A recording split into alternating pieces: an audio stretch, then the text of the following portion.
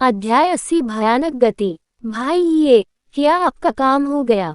Phone के दूसरी ओर से लियू यून की सावधान आवाज सुनाई दी। न केवल वह मौजूद थे, बल्कि कई युवा मास्टर और युवतियां भी इकट्ठा होकर फोन पर आवाज सुन रहे थे। ये तय है, क्या गलत? ये जुबान दूसरी मंजिल पर रेलिंग के सामने झुक गई और लियू यून की बातें सुनी। यहाँ तक कि उसने फोन पर सांस लेने की कुछ आवाजें भी सुनी, जिससे ये हुआन स्तब्ध रह गई। कहने की आवश्यकता नहीं है, ये वे युवा स्वामी और युवा महिलाएं ही होंगी। क्या उन्होंने उसे एक साथ बुलाया?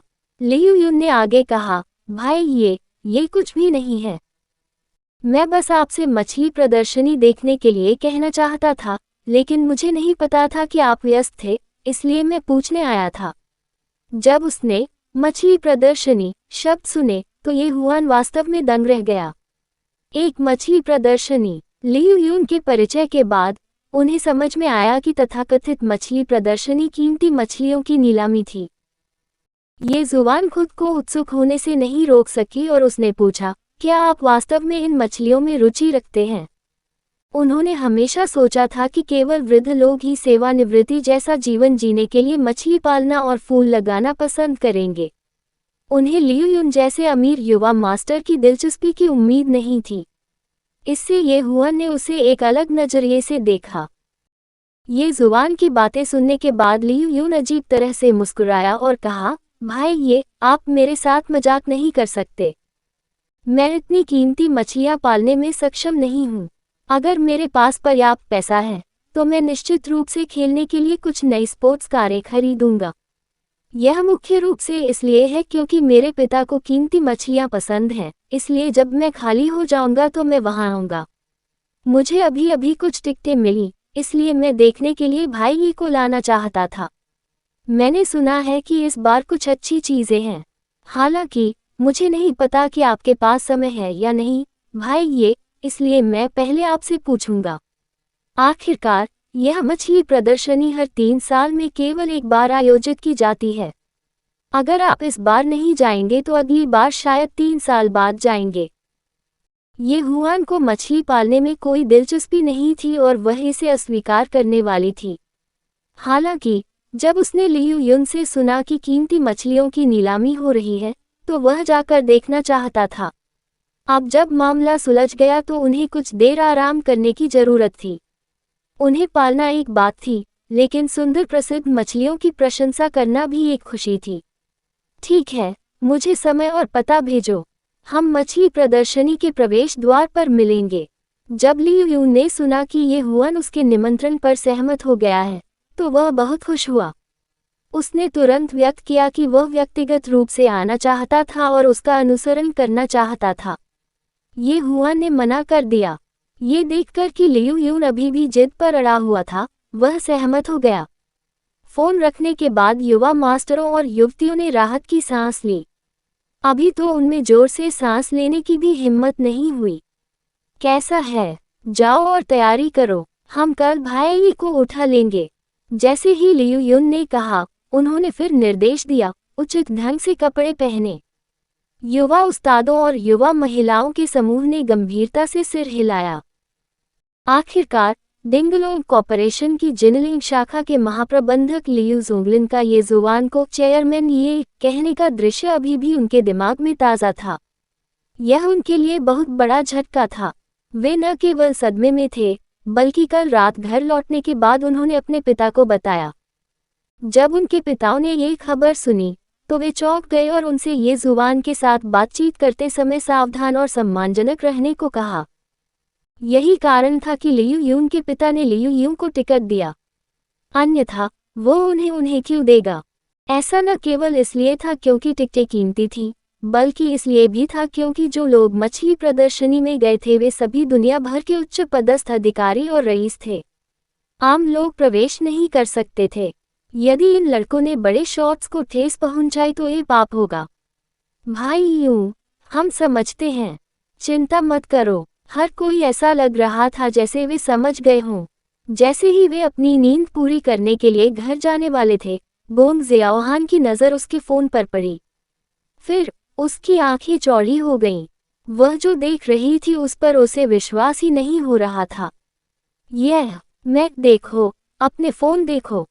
पेगासस एंटरटेनमेंट, गोंग शियाओहान की आवाज कांपने लगी, जिससे उसके बगल के युवा मास्टर्स और युवा महिलाएं उत्सुकता से इंतजार करने लगी। पेगासस एंटरटेनमेंट में क्या खराबी है? कुछ कहो। लियू यून आने और फोन स्क्रीन को देखने के लिए इंतजार नहीं कर सका।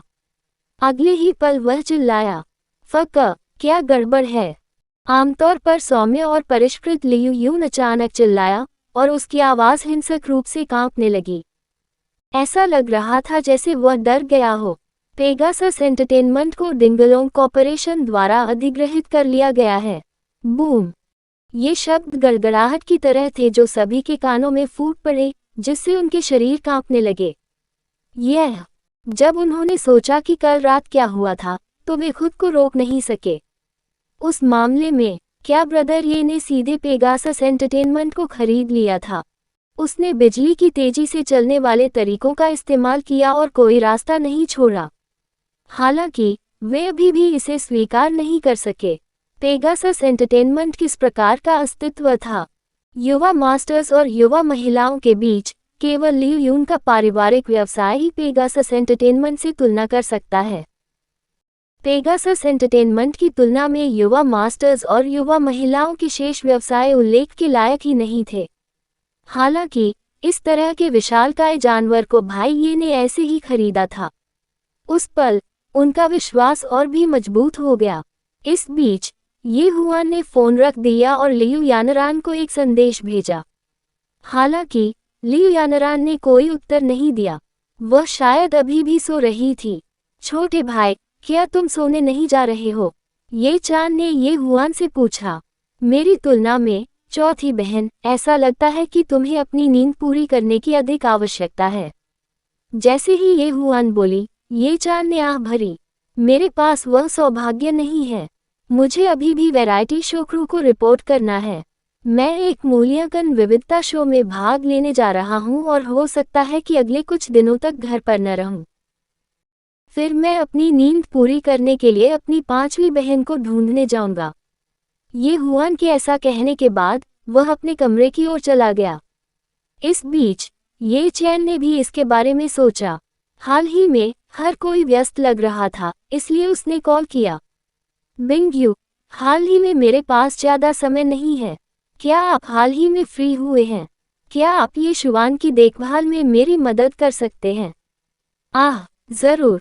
फोन के दूसरे छोर पर फर्श से छत तक विशाल खिड़की के सामने एक खूबसूरत आकृति झुकी हुई थी। उसने बातचीत का विषय सुना और मुस्कुराए। मुझे क्षमा करें, काम पूरा हो जाने के बाद मैं आपको भोजन कराऊंगा। हम में से कुछ लोगों के पास ज़्यादा समय नहीं है। पिताजी और माँ भी विदेश में हैं और हो सकता है कि कुछ समय तक वापस न आए। आपको परेशान करने के लिए खेद है। जैसे ही ये चैन बोला, दूसरी तरफ से चिढ़ाने वाली आवाज आई। ये ठीक है, मैं आपके भाई की देखभाल के लिए इंतजार नहीं कर सकता। मम्मा, ये जुबान, जिसे ये फेई ने गले लगाया था, को नहीं पता था कि जब वह सो रहा था, तो उसकी चौथी बहन ने उसे पहले ही किसी और को सौंप दिया था। जब वह उठा, तो शाम हो चुकी थी। ये हुआ ने लियू यानरान के उत्तर को देखा। फिर उसने लियू यानरान को फोन किया और उसे मछली प्रदर्शनी के लिए लियू यून के निमंत्रण के बारे में बताया। क्या अब आप खाली हैं? हम जाकर देख क्यों नहीं लेते? बेशक, लियू यानरान ये हुआन के निमंत्रण को अस्वीकार नहीं करेगी और बिना किसी हिचकिचाहट के सहमत हो गई। अध्यक्ष जी, आपके सचिव के रूप में मुझे स्वाभाविक रूप से वही करना होगा जो आप कहते हैं। रात को बहनें खाना खाकर सो गईं। इस बीच ये हुआन ने स्नान किया और सोने से पहले खून की हल्की गंध को धो लिया। अगले दिन लियू यानरान लगभग लियू यून और अन्य लोगों के साथ ही पहुंचे। हालांकि एक युवा सुरक्षा गार्ड ने बाहर की स्थिति को देखा और सुरक्षा बूथ की ओर भागने से पहले अपनी लार निगल ली। कप्तान, बाहर देखो। क्या हुआ? कैप्टन ने बाहर देखा और उसके मुंह के कोने हिल गए। बाहर सुपर कारों का काफिला था। कुल 20 से 30 सुपर स्पोर्ट्स कारें थीं। ऐसे ही वे वहीं रुक गए। हंगामा भयानक था। हालांकि वे जिनेलिंग के सबसे आलीशान जिले के सुरक्षा गार्ड थे और उन्होंने दैनिक आधार पर कई लग्जरी कारें देखी थी, फिर भी वे इस लाइनअप से भयभीत थे। कहानी समाप्त। हमारे चैनल की कहानी देखने के लिए धन्यवाद। अगले वीडियो में देखने के लिए बने रहें। अलविदा।